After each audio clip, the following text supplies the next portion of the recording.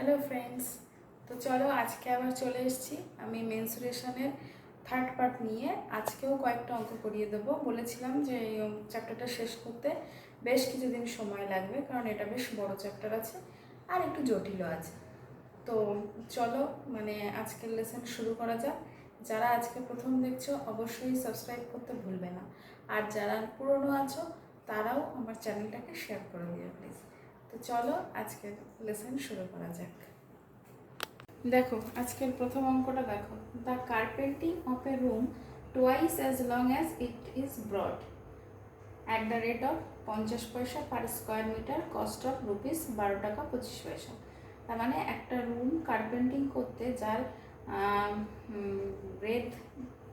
ব্রেথের যা দৈর্ঘ্য তার থেকে দ্বিগুণ হচ্ছে লেন্থ, তো সেটা 50 পয়সা পার স্কোয়ার মিটারে কার্পেন্টিং করতে খরচ হয়েছে 12 টাকা 25 পয়সা। আর পেন্টিং করতে 4 দেওয়াল, the cost of painting its walls at the rate of 9 paisa per square metre is 6.5 টাকা, 6 টাকা 30 পয়সা। তাহলে the height of the room. ঠিক আছে, তো চলো আগে ব্রেড ধরে নিই এক্স, তাহলে লেন্থ 2x। ঠিক আছে, তো এরিয়া অফ দ্য ফ্লোর কত হবে? তো আমরা আগে 12 টাকা 25 পয়সা, তো এটাকে পুরোটা 1200 পয়সায় করে নেব। তাহলে এরিয়াটা আমার বেরিয়ে যাবে, এরিয়া অফ দ্য ফ্লোর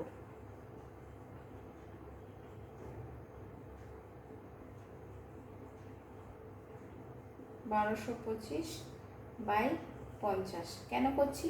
কারণ মোট খরচকে পার স্কোয়ার মিটার কত পড়েছে সেটা দিয়ে ভাগ করলে এরিয়াটা বেরিয়ে যাবে। তাহলে 5 × 10 = 50,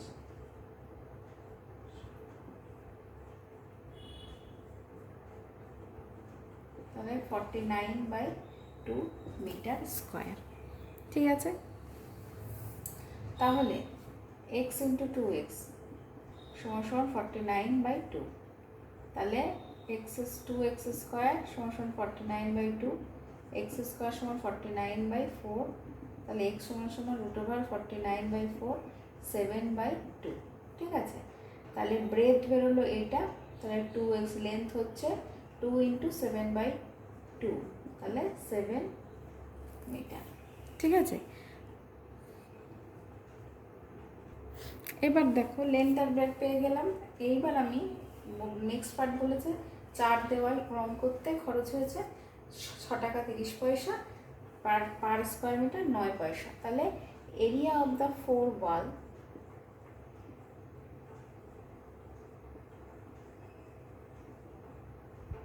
টাকা 30 পয়সা, তার মানে 630, সেমভাবে আমি করে নেব /9, তাহলে 70 মিটার স্কোয়ার। তাই তো, তাহলে এর 4 দেওয়ালের ফর্মুলাটা আগে জেনে নাও। 4 দেওয়ালের ফর্মুলা হচ্ছে 2 × লেন্থ প্লাস ব্রেথ, এইভাবে লিখছি, দৈর্ঘ্য যোগ প্রস্থ ইন্টু হাইট = 70। ঠিক আছে, তাহলে লেন্থ বেরিয়েছিল হচ্ছে 7 আর ব্রেথ 7/2 ইন্টু হাইট।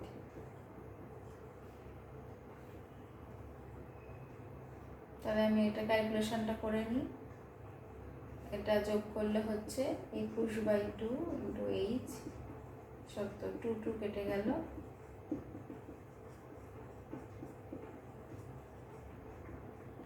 10/3, তার মানে 3/1/3 মিটার হয়ে গেল। হাইটটা তাহলে বেরিয়ে গেল রুমের। চলো নেক্সট অঙ্ক দেখো। নেক্সট অঙ্ক বলেছে if the diagonal of a square is doubled then the area of the new square becomes. তাহলে আমি ধরে নিই লেফট ডায়াগোনালটা ছিল x, তাহলে তখন এরিয়া কত হতো? হাফ ইন্টু ডায়াগোনালের x স্কোয়ার, মানে স্কোয়ার হবে। পরে যদি ডায়াগোনালটা ডবল হয় তাহলে 2x হচ্ছে, তাহলে এক্ষেত্রে এরিয়া হবে কত? হাফ ইন্টু 2x তার হোল স্কোয়ার, তার মানে হাফ ইন্টু 4x স্কোয়ার। তাই তো, তাহলে 4 × হাফ এক্স স্কোয়ার। এটা কি পুরনো এরিয়া, তাহলে নতুন এরিয়া পুরনো এরিয়ার 4 গুণ হবে। বোঝা গেল? চলো নেক্সট অঙ্ক। নেক্সট অঙ্ক দেখো, the area of a square is 50 semi square, the area of the circle ড্রন on it's diagonal is. ঠিক আছে, তো বলেছে একটা বর্গক্ষেত্রের এরিয়া 50 সেমি স্কোয়ার। তো যদি এই বর্গক্ষেত্রের কর্ণকে কেন্দ্র করে, মানে কর্ণকে ব্যাস ধরে আর কি, একটা সার্কেল ড্রন করা যায়, তাহলে তার এরিয়া কত হবে। ঠিক আছে, তো এক্ষেত্রে যেহেতু ডায়াগোনালটা ইম্পর্টেন্ট, আমি বর্গক্ষেত্রের এরিয়া বার করার ক্ষেত্রে বাহু স্কোয়ারের যে ফর্মুলাটা ছিল সেটা ইউজ করব না, ডায়াগোনাল দিয়ে যেটা হয় সেটা ইউজ করব। তাহলে ডায়াগোনাল সমান ডি ধরে নিলাম, তাহলে হাফ ইন্টু ডি তার স্কোয়ার ইকুয়াল টু 50, তাহলে ডি স্কোয়ার সমান সমান 100, তাহলে ডি সমান সমান 10 সেমি। ঠিক আছে, তো বেরিয়ে গেল। তাহলে ডায়াগোনালটা 10 সেমি হলে যদি যে সার্কেলটা ওকে কেন্দ্র করে আঁকা হবে, তাহলে রেডিয়াস হবে হচ্ছে 5 সেমি, তাই তো? তাহলে area of circle pi into রেডিয়াসের স্কোয়ার, তাহলে পাই ইন্টু 5 স্কোয়ার, 25 পাই। ঠিক আছে, 25 পাই সেমি স্কোয়ার। ঠিক আছে, বোঝা গেল? চলো নেক্সট অঙ্ক দেখো, বলেছে the area of the largest circle that can be ড্রন inside A square of side 14 semi is. ঠিক আছে, তাহলে একটা বর্গক্ষেত্রের মধ্যে, যে বর্গক্ষেত্রের বাহুর দৈর্ঘ্য 14 সেমি, তার মধ্যে বৃহৎ সব থেকে বড় সার্কেল যার এরিয়াটা, মানে একটা বড় সার্কেল আঁকতে হবে যার এরিয়াটা আমাকে বার করতে বলেছে। তো চলো একটা বর্গক্ষেত্র এঁকে নিই। ঠিক আছে, এর প্রত্যেকটা বাহুর দৈর্ঘ্য বলেছে 14 সেমি। তাহলে এর মাঝখান দিয়ে একটা দাগ কেটে দিলাম, দিয়ে লার্জেস্ট সার্কেল, যাই হোক ভালো করে হলো না, আঁকলাম। ঠিক আছে, তাহলে সেন্টার এর 14 সেমি, এটাও 14 সেমি হবে। ঠিক আছে, যেহেতু বাহুর দৈর্ঘ্য সমান, তাহলে রেডিয়াসটা কত হবে এর হাফ, মানে 7 সেমি। তাহলে এরিয়া হবে পাই রেডিয়াসের স্কোয়ার, তাহলে পাই মানে 22/7 ইন্টু 7 ইন্টু 7, 154 সেমি স্কোয়ার। বোঝা গেল? খুব সোজা একটা অঙ্ক। চলো নেক্সট অঙ্কে যাই। দেখো, নেক্সট অঙ্ক বলেছে a circular wire of radius 42 সেমি is cut and bent in the form of a rectangle whose sides are in the ratio of 6:5, the smaller side of the rectangle is. মানে একটা বৃত্তাকার তার ও তারকে, যার ব্যাসার্ধ বলে দিয়েছে 42 সেমি, কেটে বেন্ড করে এমনভাবে রেক্টেঙ্গেলভাবে করতে হবে যার বাহুর দৈর্ঘ্যগুলো রেশিও 6:5 হচ্ছে। তাহলে ছোট বাহুটা কত? ঠিক আছে, তো এই সার্কুলার ওয়্যারের পরিধিটা বার করে নিই।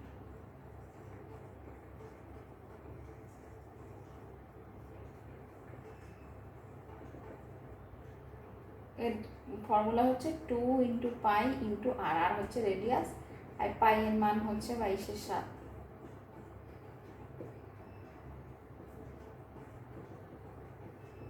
তাহলে 264 সেমি বেরিয়েছে। আর এর যা পরিধি, রেক্টেঙ্গেলটারও তাই হবে, কারণ ওটাই তো বেন্ড করে বানানো হয়েছে। তাহলে লেন্থ আর ব্রেড হচ্ছে 6x আর 5x। রেক্টেঙ্গেলের পরিধিটা আমরা জানি 2 ইন্টু দৈর্ঘ্য যোগ প্রস্থ। ঠিক আছে, তাহলে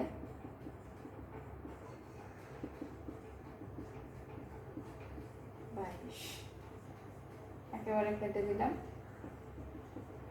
12। তাহলে স্মলার সাইড, এক্সট্রা যদি 12 হয় তাহলে স্মলার সাইজ কত হবে? 12 ইন্টু 5 60 সেমি। ঠিক আছে, বোঝা গেল? চলো নেক্সট অঙ্ক দেখো। নেক্সট অঙ্ক বলেছে the perimeter of a square circumscribe about a circle of radius r is. Circumscribe মানে একটা বৃত্ত, তাকে চারিপাশ দিয়ে বর্গক্ষেত্র টানা হয়েছে এরকম, ঠিক আছে। তো এই রেডিয়াস মানে এই বৃত্তটা হচ্ছে রেডিয়াস বলেছে আর, ঠিক আছে। তাহলে পুরো এটা ব্যাসটা কত হবে? 2r, ঠিক আছে। তাহলে এটা যদি 2r হয় তার মানে স্কোয়ারের সাইডও 2r। এবার পেরিমিটার বার করতে বলেছে স্কোয়ারটা, তাহলে আমরা জানি 4 ইন্টু সাইড হচ্ছে বর্গক্ষেত্রের পেরিমিটার, আগেও বলে দিয়েছি। তাহলে এইটা হয়, ঠিক আছে।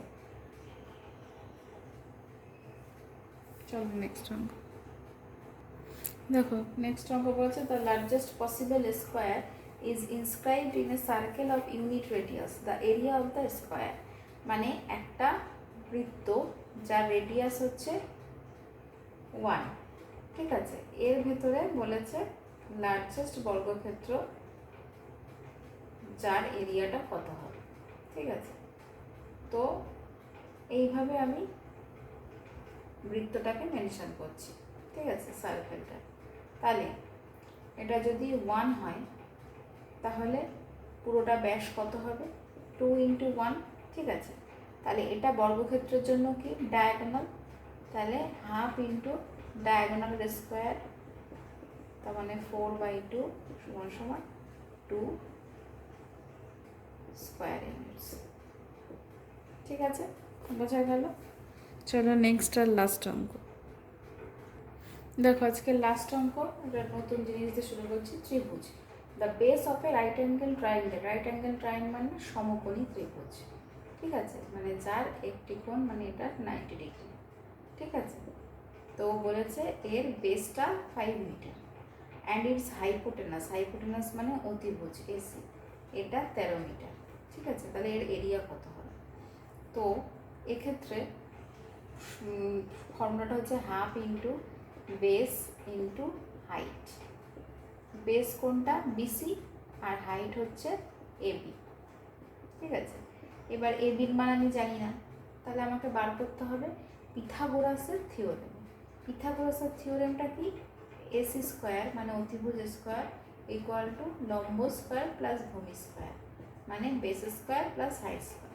এটা বলে দিয়েছে 13 স্কোয়ার, এবি স্কোয়ারটা বলেনি, বিসি স্কোয়ারটা 5 স্কোয়ার, তাহলে 169 আর এবি স্কোয়ার প্লাস 25, তাহলে এবি স্কোয়ার সমান সমান 144, তাহলে এবি সমান সমান 12 মিটার, ঠিক আছে। এইবার আমি এরিয়ার ফর্মুলাতে বসিয়ে দেবো। হাফ ইন্টু বেস বলেছে 5, এটা 12, তাহলে 30 মিটার, ঠিক আছে। তাহলে আজ এই অবধি থাক। নেক্সট চ্যাপ্টার আমি নেক্সট দিন আরও কিছু অঙ্ক করিয়ে দেবো। তো আজ এই পর্যন্তই থাকলো। তোমাদের ভালো লাগলে কমেন্টস করে জানিও। চলো টাটা, বাই বাই।